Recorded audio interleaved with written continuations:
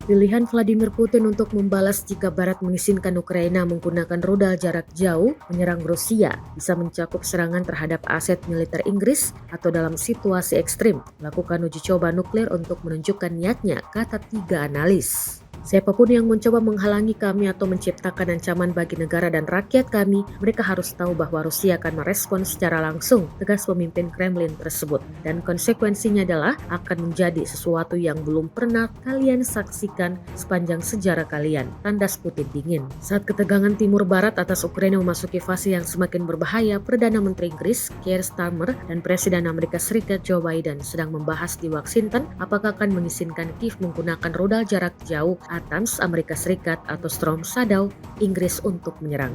Putin dalam peringatannya yang paling tegas sejauh ini mengatakan Barat akan secara langsung berperang dengan Rusia jika langkah tersebut dilanjutkan.